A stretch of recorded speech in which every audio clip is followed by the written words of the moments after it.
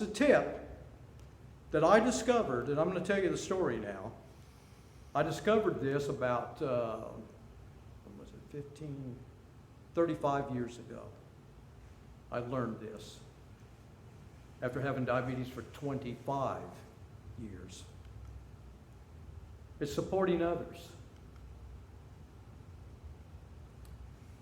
So, Dr. Arsham says this: you are the best available source of support for living well with diabetes. You are always there and you know yourself well.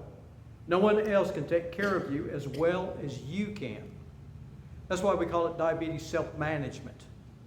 But one of the tools in self-management is helping others.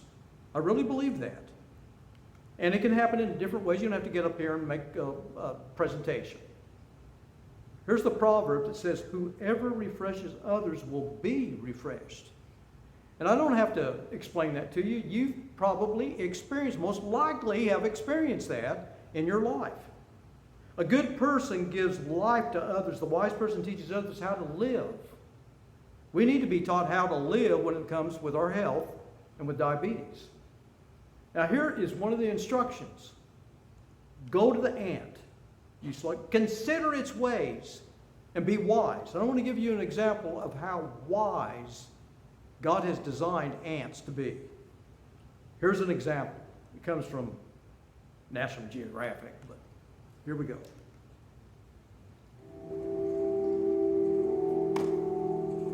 Our unlikely heroines are fire ants, a colony several 100,000 strong. Rapacious, tenacious, and industrious, they are impossible to eradicate as long as their queen is alive. But their colony faces just such a threat. The river beside it is flooding. The deluge rushes in. What else to do then but swim? The colony floats out as a living raft. The most precious members of the colony, the larvae and the queen ant, are kept safely dry in the middle. The queen ant can give birth to some 3 million ants over her lifetime. If they can reach dry land, they stand a good chance of rebuilding.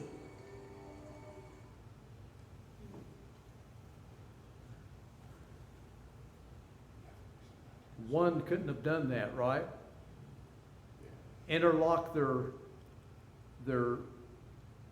legs. They were buoyant. They could become an island and make it to dry land.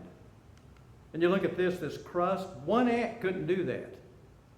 But several can move it and take it to where it needs to be taken.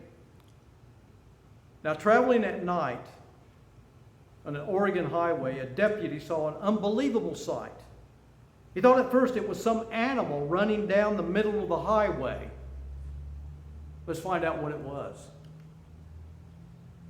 During the evening hours of January 9th, 2016, Deputy Jeremy Gottney was traveling southbound Highway 101, entering the north city limits of Newport, Oregon, when he discovered a 2-year-old child running down the middle of the highway in his lane of travel. Deputy Gottney quickly came to a stop and rescued the child from the danger of passing motorists. Shortly after removing the child from the highway, Deputy Gottney was alerted to the child's frantic parents who were searching for him. The child was returned to them unharmed. It was learned the family was cleaning up after a gathering at a nearby community center when the child, in a flash of a second, slipped out through an open door and ran straight to the highway. We share this video as a reminder of how quickly things can go wrong and the danger and potential result of distracted driving.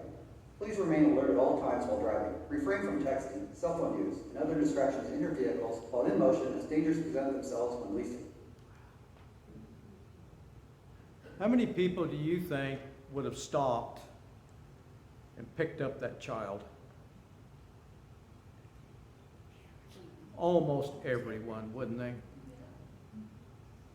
And what that means, everyone's got compassion. We just have to transfer that to older people and others that need compassion and need help, and it can make a difference. But when it comes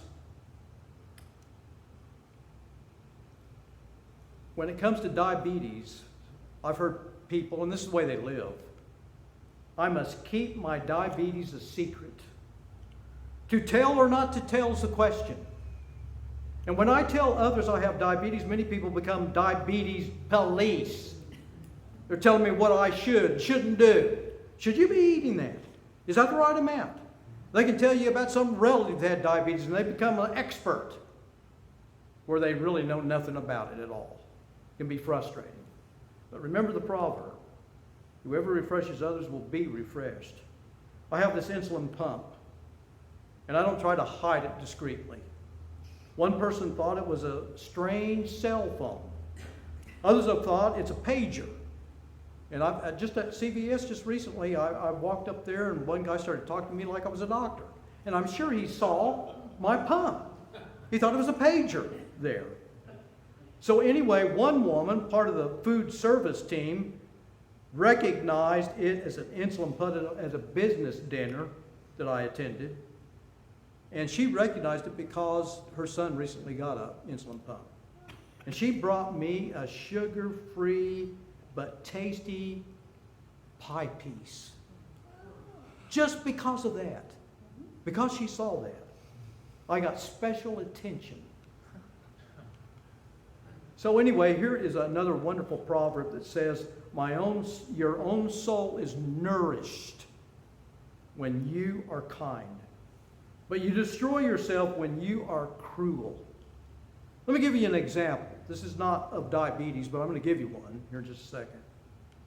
It has to do with a family. You can see the family right here. We're here. By the grace of God, we're here. Said a father about himself and his two children. He had every reason for gratitude of the ordeal he and his children faced. Grace is God's gift. We should be thankful for it. After I tell you this story, I think you will agree that his 7-year-old son fulfilled a wise statement Peter wrote.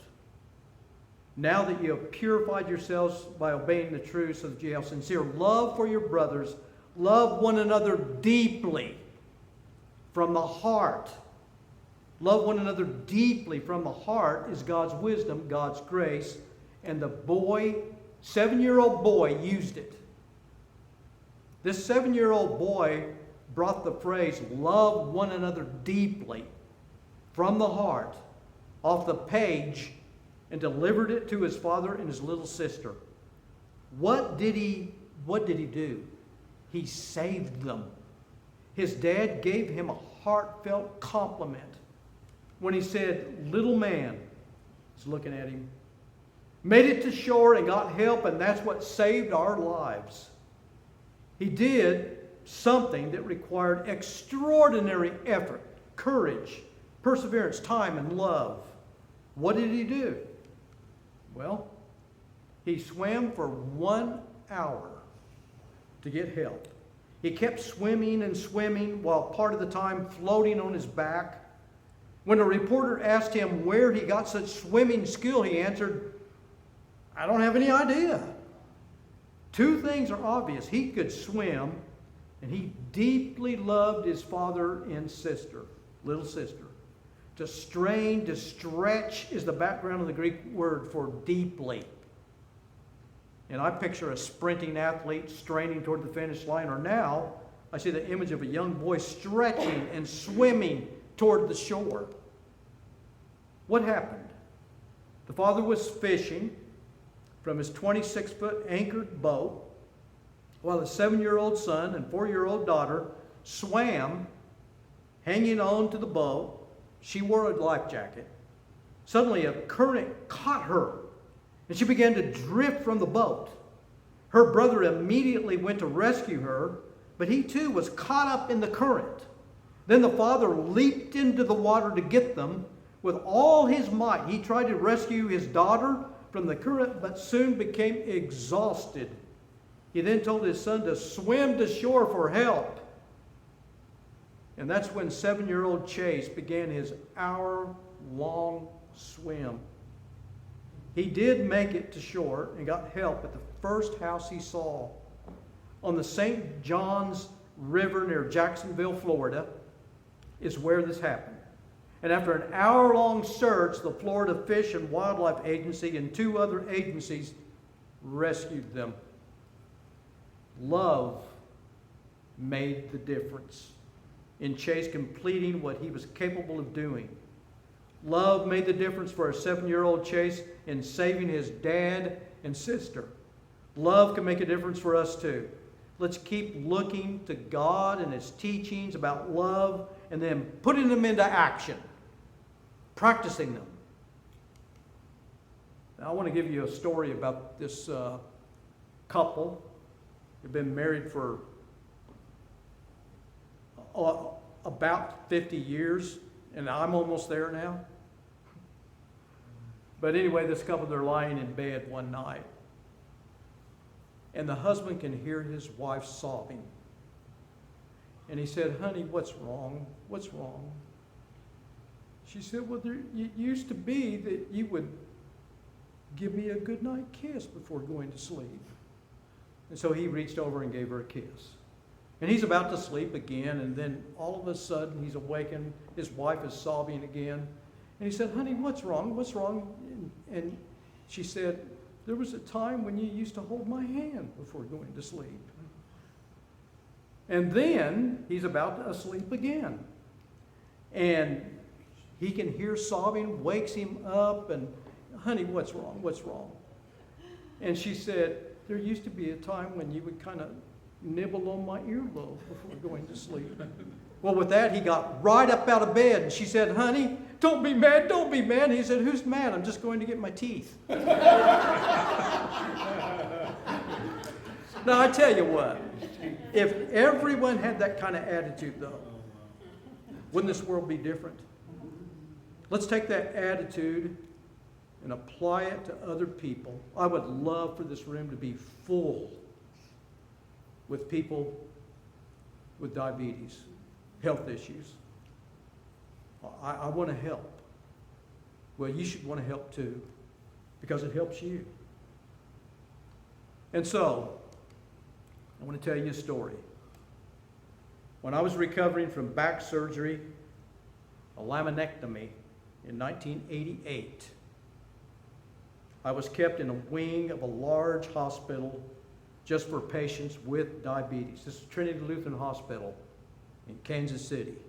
The whole wing, the only patients were diabetic. That was it. And so I'm there. I was 35. And during my stay of 10 days, I discovered 5 people who were already blind from diabetes. 4 were younger than me. I was 35. And 1 about 5 years older. It took me 30 years to realize how severe this disease is. I saw it. These 5 people. 1 was just right across the hall from me. 1 was next door to me. And boy, he was blaming any and everyone for his problem. In and out of the hospital, 27 years old, and he was blind. 27. 2 years before this, I had a massive hemorrhage in my right eye. So I resolved to help people, to help them feel better every day, to support them so that they wouldn't have to face such devastating results. That decision helped me get better control of my diabetes as well. And so in the fall of 1992, I started a diabetes support group at the Good Samaritan Hospital in Kearney, Nebraska, the hub of the area, about 35,000 people there. I was 39, and I had had diabetes for 32 years. For the first meeting, we met at the public library, in fact, for the first meeting. Public library. 35 people attended. I put it on public service announcements on radio, and people attended. And it was just us. There wasn't any healthcare people. It was